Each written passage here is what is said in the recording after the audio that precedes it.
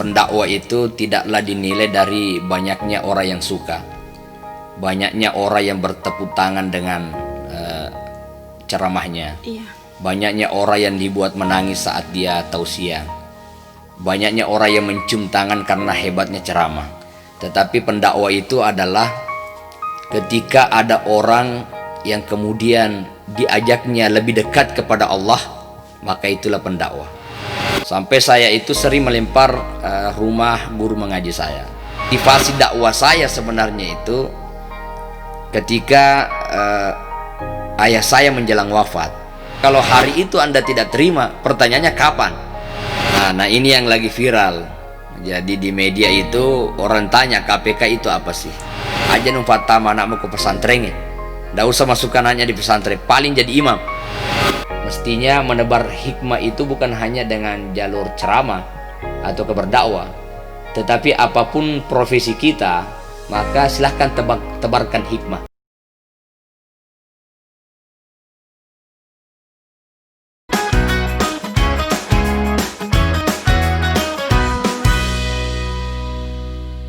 Assalamualaikum warahmatullahi wabarakatuh. Halo sahabat di TV, jumpa lagi di podcast BBD, Bicara-Bicara Deceng, Bicara Biasa, Pavola Deceng.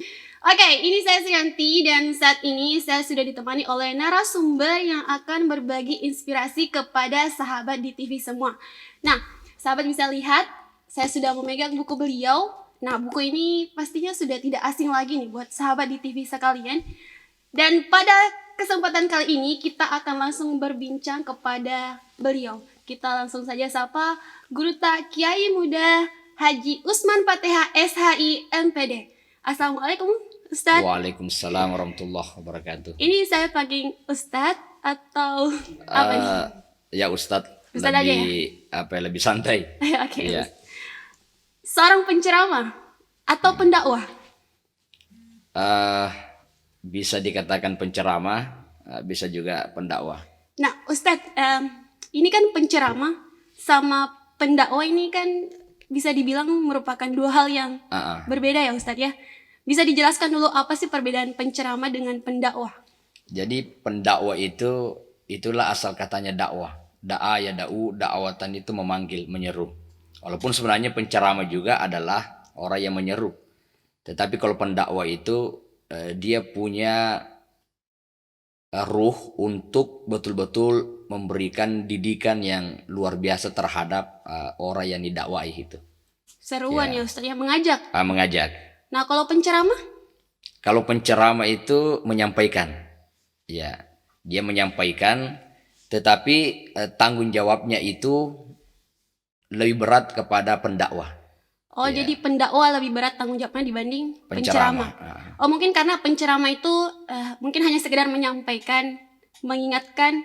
Kalau pendakwah itu mengajak. Dia mengajak, kemudian kalau betul-betul pendakwah itu ingin melihat hasilnya, maka dia bukan hanya sekedar menyampaikan, tetapi betul-betul melihat, kemudian memperhatikan ada nggak perubahan dari dakwah itu.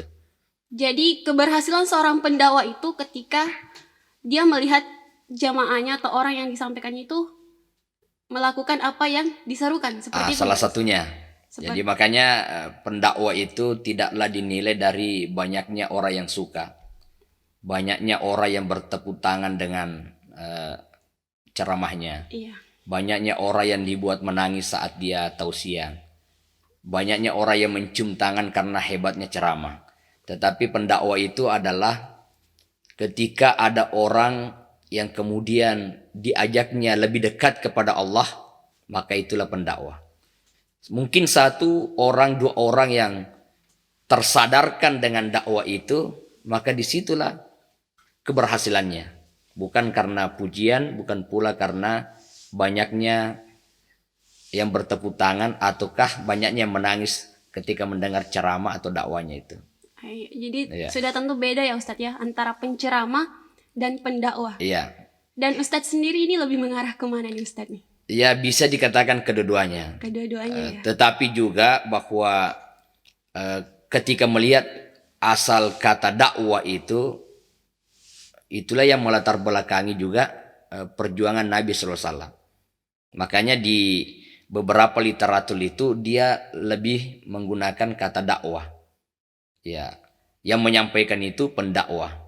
Iya. Walaupun dalam hal saat sekarang ini pendakwah dan penceramah itu susah dibedakan. Iya, sekarang Iya. hampir sama Ustadz sebenarnya. Hampir sama karena masing-masing menyampaikan, Iya. masing-masing menyeru. Iya. Oke. Nah, Ustadz sendiri dalam melakoni dunia dakwah ini sudah sejak kapan nih Ustadz? Saya mulai dari kelas 3 Madrasah Sanawiyah As'adiyah Putra 2 itu sudah keluar ceramah. Keluar ceramah 1 bulan. Walaupun pada saat itu saya hanya bisa ceramah 3 menit. Itu umur Iya. berapa Ustadz? Kira-kira 16 tahun. 16 tahun. 16 tahun. Kelas 3 16 Sanawiyah. tahun sudah mulai keluar Sudah menjadi mulai seorang keluar penceramah. Ya? 1 bulan. Tinggal di rumah Pak Imam. Yang pada saat itu rumah itu tidak punya listrik. Nah, itu sebuah tantangan. Ada keinginan untuk kembali ke rumah, tetapi saya tidak tahu jalan. Dan saya tidak bisa pulang karena juga tidak tahu bagaimana caranya pulang. Sehingga walaupun seperti itu, tetapi saya tetap bertahan. Prinsip saya kalau saya lari dari tugas ini, maka saya tidak mampu belajar. Iya, betul. Dari 3 menit, kemudian selanjutnya 3 menit. Akhirnya awal-awal ceramah itu kan menghafal. Iya. Jadi penceramah itu awal-awal kalau latihan itu harus menghafal. Nah, saat pertama kali menjadi seorang pendakwah ini Ustadz, Iya. terus langsung keluar menjadi dan tinggal di rumah orang, Iya. itu bagaimana perasaannya Ustadz? Iya, perasaannya sangat berat juga.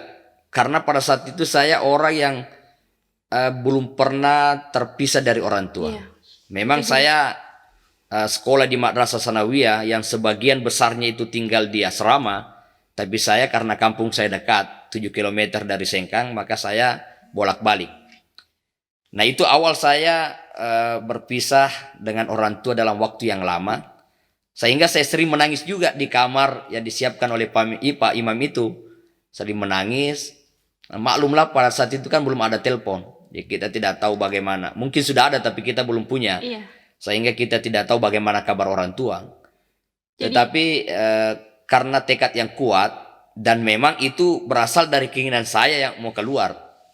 Ya, sempat orang tua mengatakan kamu tidak usah keluar, masih kecil. Masih kecil kan Ustadz ya? Tapi dari dalam itu ada semangat bahwa saya harus memulainya sekarang. Iya. Oke Ustadz, jadi menjadi seorang penceramah memang sudah mulai Ustadz lakoni sejak umur 16 tahun ya Ustadz Ya, ya? 16 tahun. Berarti itu sampai sekarang itu sudah kurang lebih 20 tahun ya Ustadz? Kurang lebih 20 tahun. Nah, Ustadz saya ingin tahu nih masa kecil Ustadz seperti apa? Apakah ada memang didikan khusus dari orang tua atau seperti sehingga Ustadz itu bisa menjadi seorang penceramah bahkan sudah hampir 20 tahun? Jadi untuk masa kecil itu saya termasuk dibilang nakal. Jadi kalau orang-orang tua di kampung itu mendengar saya ceramah, mereka pasti bilang bahwa ini anak dulunya nakal. Sampai saya itu sering melempar rumah guru mengaji saya. Sering berkelahi. Tetapi pada saat tamat SD itu kemudian saya sekolah di MTS As'adiyah Putra 2. Ya, pulang dari sekolah itu saya selalu pakai songkok. Ya. Sehingga orang-orang di kampung itu ketika saya lewat mereka panggilannya Ustaz. Datang Pak Ustaz. Jadi itu melekat sejak kecil saya sekolah dari kelas 1 MTS berlanjut karena songkok itu terus melekat dan panggilannya juga Ustaz. Akhirnya itu bisa membentuk saya menjadi pribadi yang harus seperti apa yang mereka katakan itu. Ya. Dan sekaitan dengan itu Andri Guruta Dr. Andes Ki Haji Abu Nawas Bintan juga pernah menyampaikan kepada kita bahwa aja muasara songkok muna.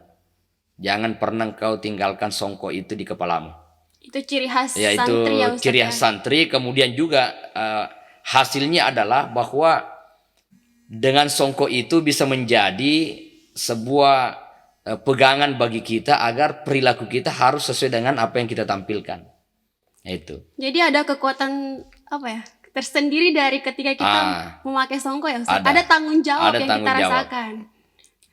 Kemudian terus dalam dunia dakwah ini saya teringat dengan perkataan orang tua saya bahwa dulu ketika Andri Guruta Ki Haji Abdul Malik sering ke kampung di Masjid Al Mubarak Ujungnya, Guruta itu Andri Guruta sering ceramah Maulid, sering ceramah Isra Mi'raj.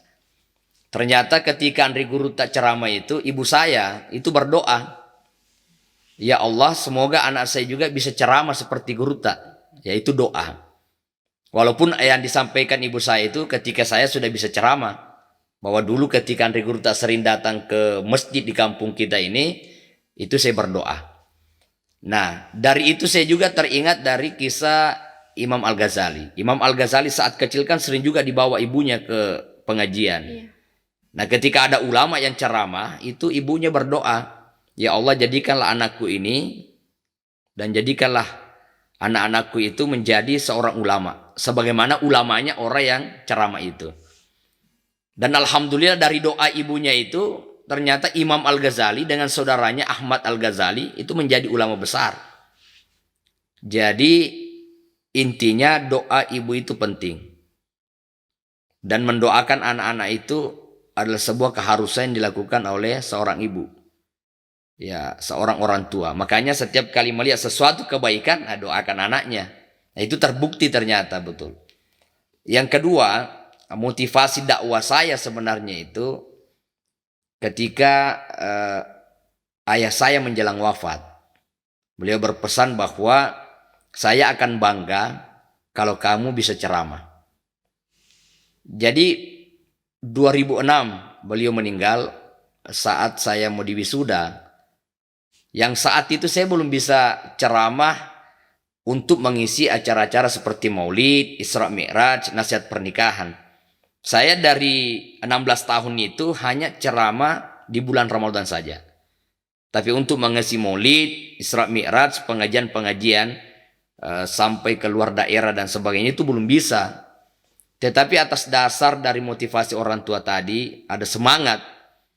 Nah, saya kemudian mencoba untuk bisa tampil bukan hanya sekedar pada bulan Ramadan, bukan hanya sekedar pada khutbah Jumat, tetapi mulai mencoba menerima tawaran-tawaran untuk mengisi Maulid, Isra Mi'raj di beberapa daerah di Kabupaten Wajo, sampai akhirnya juga kemudian diundang ke beberapa daerah tetangga.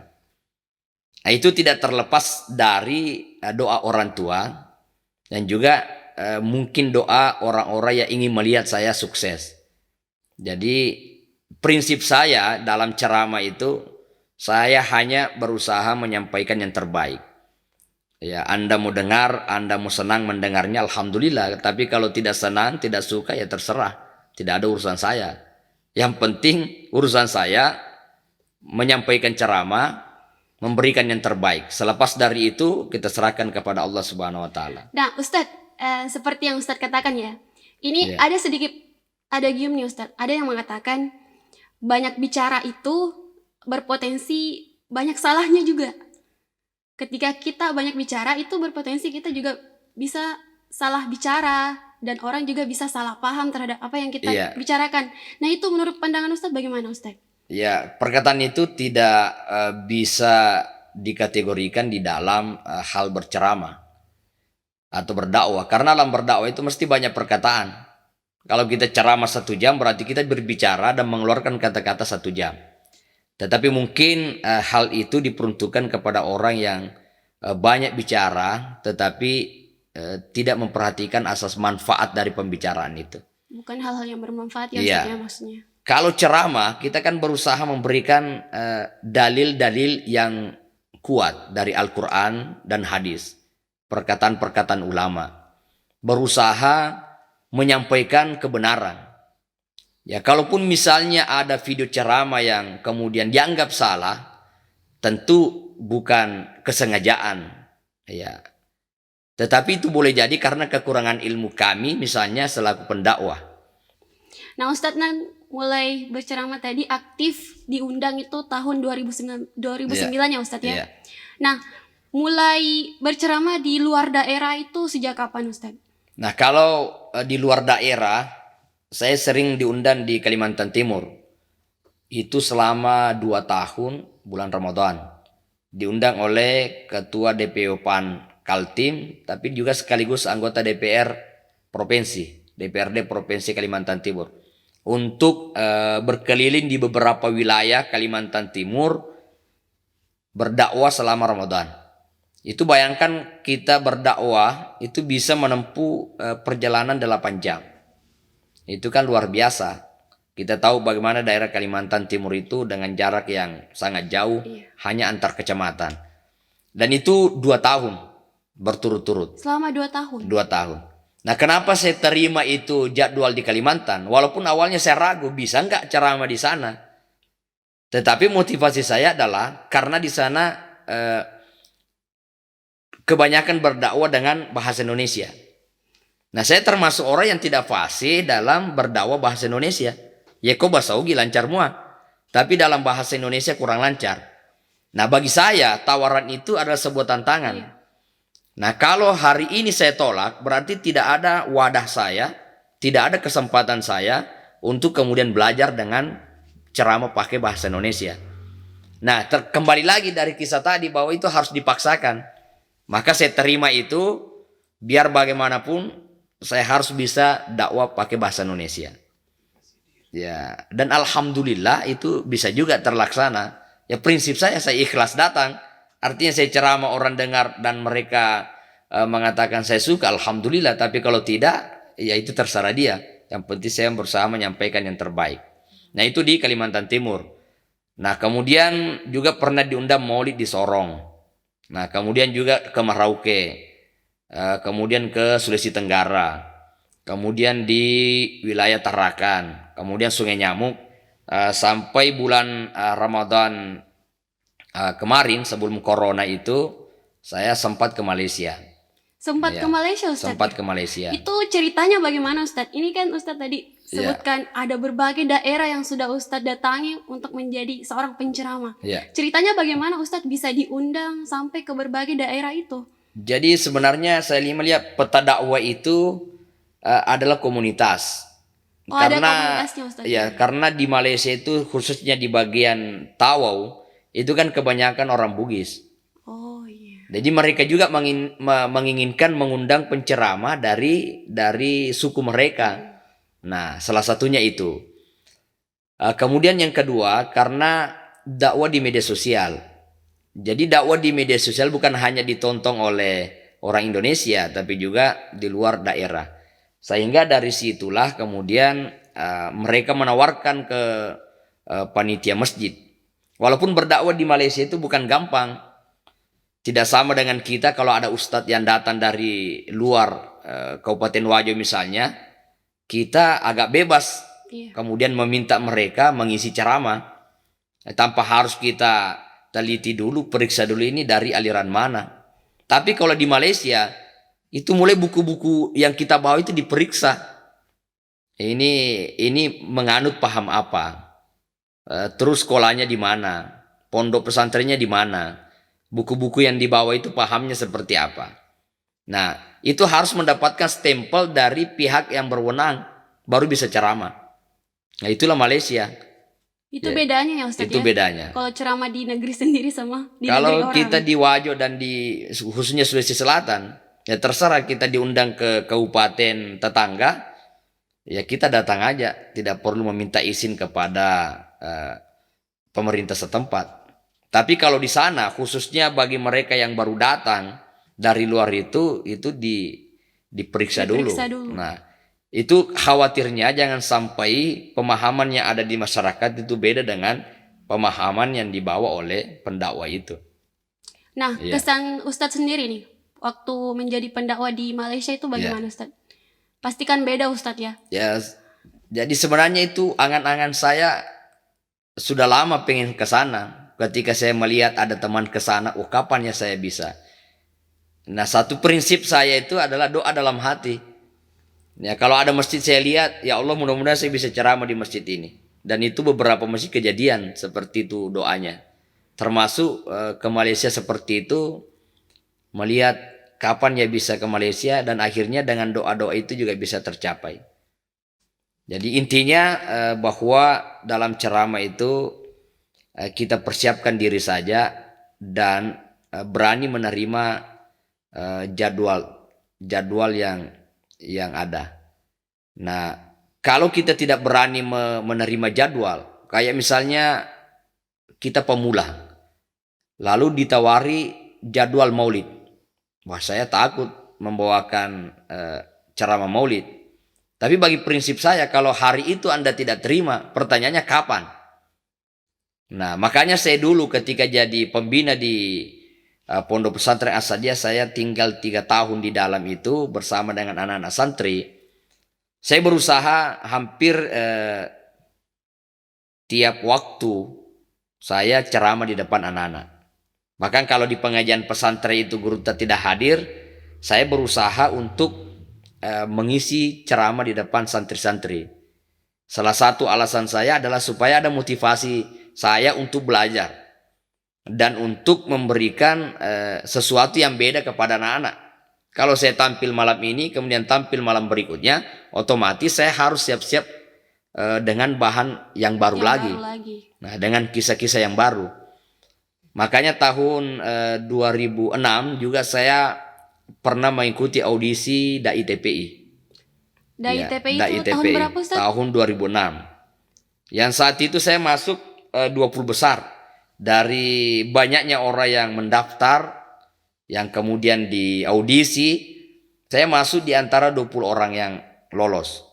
20 orang ini tinggal menunggu panggilan ke Jakarta. Ya, tapi belum takdir saya tidak terpanggil. Yang terpanggil itu 2 orang. Nah, dari situlah saya kemudian kembali, walau tidak lolos ke Jakarta, tetapi itu memotivasi saya. Dapat pengalaman lagi ya, dapat pengalaman, dapat motivasi lagi. Dan itu yang terpenting. Walau tidak lolos ke Jakarta, tetapi motivasi itu dapat supaya bahwa ternyata saya bisa. Dari antara banyaknya orang saya bisa masuk 20 besar. Oke, jadi batal ke Jakarta Ustadz ya. Ya. Tapi saya lihat ini Ustadz pernah mengisi acara di Cahaya Hati Antv. Ya. Berarti ujung-ujungnya masuk TV juga Ustadz. Ya, alhamdulillah di tahun 2006 gagal ke Jakarta dengan DAI TPI. Tetapi alhamdulillah di tahun 2017 dan 2018 itu saya diundang ke Antv untuk mengisi acara Cahaya Hati Antv. Jadi awalnya saya syuting di Jakarta itu 5 episode.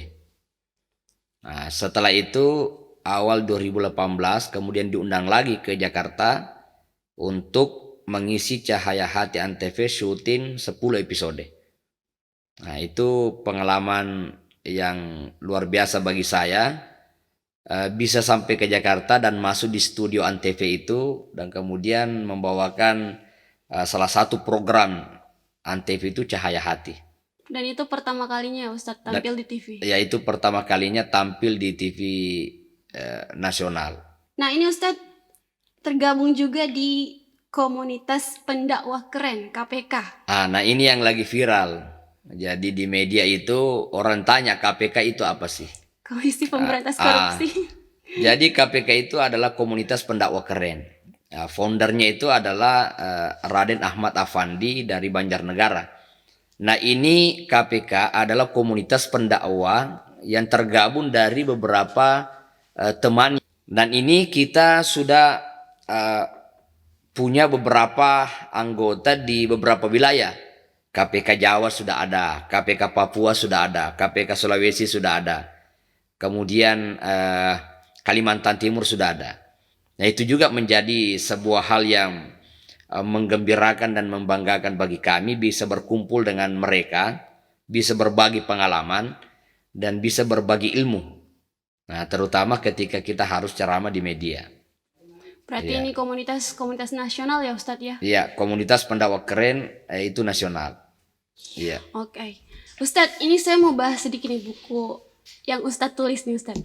Menebar hikmah di jalan dakwah. Iya, benar. Ada kesan tersendiri kenapa memilih judul buku seperti ini Ustadz? Jadi saat menulis buku ini saya bingung judulnya apa. Akhirnya kemudian saya konsultasi dengan Dr. Wahyudin. Apa nggak kira-kira yang cocok dengan buku ini? Dr. Wahyudin itu adalah dosen di UIN, dan dia pernah meneliti dan penelitiannya ini ke internasional. Penelitiannya itu diterbitkan di media di internasional. Beliau meneliti ustadz yang bermedia dengan ustadz yang tidak pakai media, membandingkan padatnya jadwal yang bermedia dengan yang tidak. Itu penelitian beliau. Maka beliau kemudian memberikan judul menebar hikmah di jalan kebaikan. Nah, jalan kebaikan dulu. Jalan kebaikan. Akhirnya saya ramu-ramu, akhirnya ketemulah dengan judul ini, menebar hikmah di jalan dakwah. Tapi sebenarnya buku ini awalnya dari kumpulan materi-materi ceramah yang saya tulis sejak sanawiyah. Jadi ada catatan-catatan kecil saya, karena memang dari sanawiyah itu saya suka menulis. Sampai mahasiswa saat saya tidak bisa beli buku, itu buku teman saya pinjam, saya tulis satu buku. Itu kesenangan saya saat kuliah. Akhirnya buku ini kemudian dari catatan itu banyak yang fotokopi. Dan mereka mengatakan bahwa bagus untuk menjadi bahan ceramah. Nah, daripada mereka fotokopi dengan tulisan tangan saya yang kurang bagus, ataukah dengan tulisan yang Al-Qur'annya yang kurang menarik, akhirnya saya kemudian membukukan. Ya, dari semua catatan-catatan dakwah saya, termasuk tulisan-tulisan dakwah saya, yang juga sudah terbit di beberapa edisi di buku dakwah Madrasah Sanawiyah Sadia Putra II, itulah yang kemudian lahirlah buku ini.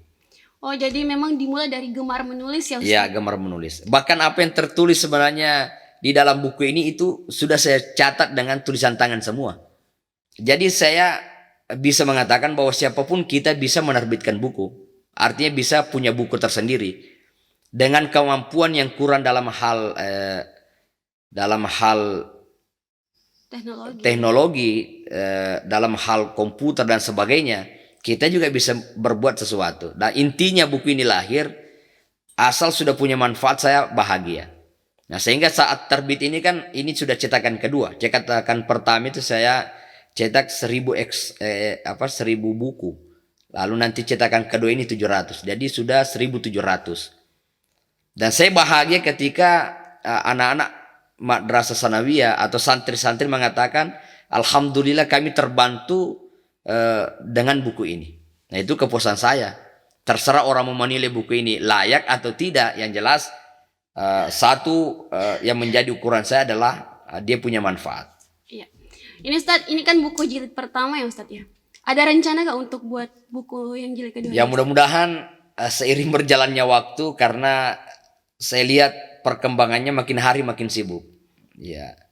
Dan untuk menulis dan untuk membaca kayaknya agak kurang juga waktu. Beda dulu ketika mahasiswa, beda dulu ketika belum kemana-mana ceramah, kita punya banyak waktu. Ya. Sekarang Ustadz sudah banyak job ya Ustadz ya? Ya, alhamdulillah. Sering diundang untuk membawakan ceramah di berbagai daerah. Iya. Nah, selain melakoni dunia dakwah, Ustadz juga katanya seorang pembimbing ibadah haji katanya. Ya, alhamdulillah sejak 2015 awal saya berangkat umrah. Ya, kalau orang lain mengajak kita dalam sebuah travel, itu kan yang pertama dilihat bahwa ada kemampuan. Dia punya kelebihan. Tetapi pada saat itu oleh Bapak Direktur PT Darmawan, kalau ingin melihat kemampuan saya lalu kemudian menjadikan seorang pembimbing, tentu saya tidak masuk. Karena tentang haji dan umrah itu saya tidak paham. Ya. Tetapi alhamdulillah saat itu saya ke Sopeng bersama beliau, pertemuan yang tidak sengaja. Ya. Saya mengantar di acara pernikahan. Beliau juga hadir. Saat itu saya berdekatan duduk, beliau berkata, Pak Ustadz sudah pernah umrah? Saya bilang belum. Kenapa enggak umrah? Ya, dalam bahasa Bugis saya mengatakan, siaga di wajah 25 juta. Saya bilang kalau itu punya uang 25 juta tetapi belum diperuntukkan untuk itu. Nah, pada saat itu ketika mau pulang beliau mengatakan, besok kamu datang ke kantor, urus paspor dan kita berangkat umrah sama-sama. Dan itu gratis. Jadi saya betul-betul sangat bersyukur bisa Allah berikan rezeki lewat PT Darmawan, diajak oleh Bapak Direktur yang pada saat itu juga saya belum terlalu kenal dengan beliau. Ya kalau orang diajak karena memang terlalu kenal atau bersahabat dan sebagainya itu kan wajar. Tetapi saya tidak terlalu mengenal beliau, mungkin beliau juga seperti itu. Tetapi Allah pertemukan, saya diajak umrah 2015. Dan yang paling lucu adalah jamaah yang saya bawa itu mereka juga merasa bahwa ini ustadz kita, ini pembimbing kita yang sudah pengalaman. Padahal itu baru pertama kali. Padahal pertama kali. Pertama kali. Umrah Tapi ya, pertama kali umrah. Tapi di belakang saya ketika akan tawaf, akan kemana itu kan banyak yang ikut jamaah. Iya. Di situ saya perbanyak doa, ya Allah berikan petunjuk. Mereka ini mengira saya pengalaman. Mereka ini mengira saya sudah sering, padahal baru awal. Nah di situ saya selalu yakin bahwa pertolongan itu akan selalu ada dari Allah. Sehingga petunjuk jalan-jalan misalnya ilal mataf ke daerah tawaf itu kan. Itu Allah berikan petunjuk lewat sini, lewat sini, lewat sini. Itu dengan mudahnya. Padahal saya belum ke sana, belum pernah ke sana. Nah, itu awalnya. Kemudian 2016 dipercayakan membawakan jamaah haji. 2016. Kemudian 2017 umrah mungkin 2 kali atau 3 kali itu. Kemudian 2018 dipercayakan lagi untuk mendampingi jamaah haji khusus, jamaah haji plus PT Darmawan. Kemudian di samping umrah juga pada tahun itu. Kemudian 2019 juga umrah sekaligus dipercayakan membawa jamaah haji yang visa furada. Jadi kalau dihitung-hitung itu sudah kurang lebih 13 kali. Berarti dimulai saat Ustadz ditawari untuk umrah, untuk berangkat umrah, iya. Dan dimulai dari situ Ustadz menjadi pembimbing ibadah haji. Alhamdulillah. Jadi betul-betul keluarga besar PT Darmawan, saya sangat berterima kasih kepada Bapak Direktur sekeluarga. Betul-betul bisa menjadikan saya seorang pembimbing dari nol. Ya, kalau orang diajak di pembimbing dan mereka punya pengalaman itu wajar. Ini saya dari nol. Yang kemudian saat itu saya dikasih buku 3. Nah, ini buku silakan baca, silakan pelajari. Dan Ustadz pelajari sendiri. Ya, saya hatamkan itu buku sejarah Ka'bah, haji dan umrah. Kemudian materi umrah dan haji. 3 buku saya khatam. Dari situlah saya kemudian juga belajar. Jadi betul-betul dari nol kemudian dijadikan pembimbing dan alhamdulillah sampai hari ini Barakah juga sering diundang ke beberapa wilayah untuk memberikan manasik. Ya, terutama bagi jamaah yang memang mau berangkat umrah dan berangkat haji. Jadi pertama berangkat langsung jadi pembimbing juga. Alhamdulillah. Jadi itu luar biasa dan saya sejak sekolah dan sampai 2015 itu tidak pernah membayangkan kalau bisa nantinya akan bolak-balik ke Tanah Suci. Itu tidak ada dalam pikiran saya, tidak ada dalam angan-angan saya karena mengingat kemampuan kita itu. Kemampuan untuk menjadi pembimbing memang sudah tidak ada sehingga kita tidak bisa berangan-angan untuk bisa sampai. Yang kedua dari sisi kemampuan finansial juga belum sampai ke sana. Tetapi Allah memberikan jalannya lewat PT Darmawan, lewat Bapak Direktur yang mengajak saya untuk bergabung dengan penuh keikhlasan. Wah, luar biasa sekali ya Ustadz. Jadi memang perjalanan karir Ustadz ini sebenarnya bermodalkan nekat aja nih Ustadz ya. Ya, sebuah modal keberanian. Tetapi kalau persoalan dakwah ini juga saya lupa tambahkan. Kenapa saya terjun ke dunia dakwah? Salah satu juga adalah untuk meningkatkan image masyarakat terhadap alumni pesantren. Karena di kampung saya dan beberapa daerah itu mengatakan enggak aja numfatama anakmu ke pesantren ya. Enggak usah masukkan anaknya di pesantren, paling jadi imam. Ya, paling jadi tukang marbot. Ya, paling tinggi imam. Paling tinggalnya di masjid juga Iya. Ustaz. Jadi saya termotivasi bahwa saya harus meningkatkan diri saya, kemampuan saya untuk tampil di depan orang, dan karena itu yang paling mudah untuk dilihat kesuksesan orang. Supaya bisa tampil, orang bisa lihat bahwa ternyata yang namanya alumni pesantren itu tidak hanya sekedar jadi imam, tetapi mereka bisa kemana-mana dengan ilmu yang mereka miliki. Ya, terlebih lagi setelah menjadi pembimbing ibadah, ternyata dengan modal ilmu itu orang bisa naik ke tanah suci. Jadi itu berbalik sekarang, bahwa dulu keluarga yang mengatakan tidak usah masuk pesantren, itu kemudian kembali mereka lah yang masukkan anaknya ke pesantren. Nah, itu juga salah satu motivasi. Nah, dari perjalanan dakwah itu saya hanya ingin mengatakan bahwa ada kemampuan untuk menerima tantangan, ada keberanian, dan ada keinginan yang kuat. Ya. Meskipun kita belum menguasai bidang itu. Sekalipun belum menguasai. Misalnya ketika saya diundang untuk nasihat pernikahan, padahal selama ini tidak pernah membawakan itu, saya langsung terima. Oke, insya Allah saya akan isi ceramah pernikahan itu. Nanti setelah terima itu baru saya cari bahan. Nah, kalau saya tolak berarti tidak ada jalan untuk belajar. Dari motivasi itulah menerima tantangan itu yang kemudian juga mendorong kita untuk semakin belajar. Prinsipnya ada pepatah yang mengatakan kalau ingin pintar berenang, maka ceburkanlah diri Anda ke air. Kalau ingin pandai ceramah, maka sering-seringlah naik di atas mimbar atau naik di atas panggung.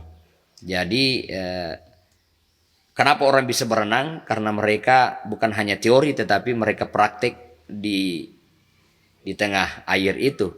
Nah, kalau ingin bisa ceramah, harus sering-sering tampil, harus sering-sering naik di mimbar atau di panggung.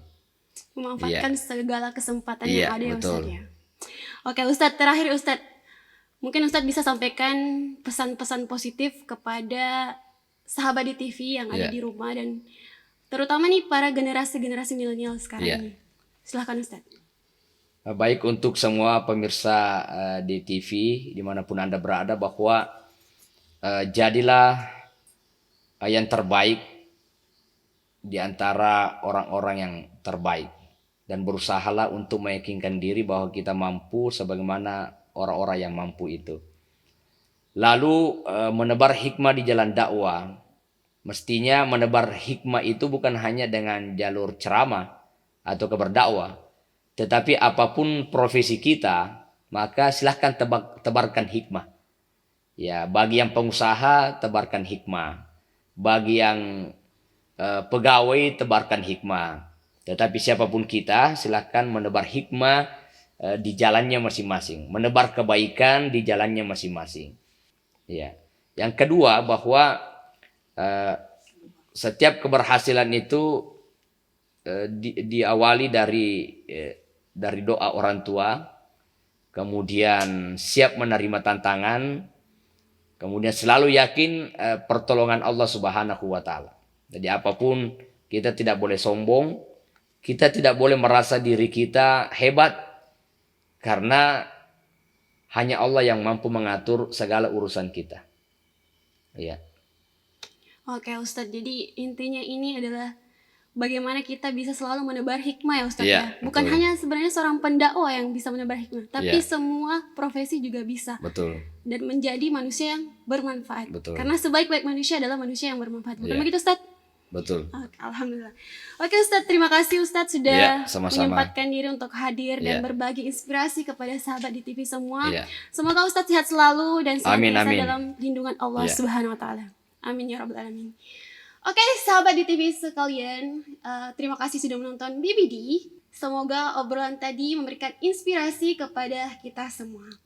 BBD, bicara-bicara deceng, bicara biasa, pafole deceng. Saya Srianti pamit undur diri. Sampai jumpa. Assalamualaikum warahmatullahi wabarakatuh. Waalaikumsalam warahmatullahi wabarakatuh.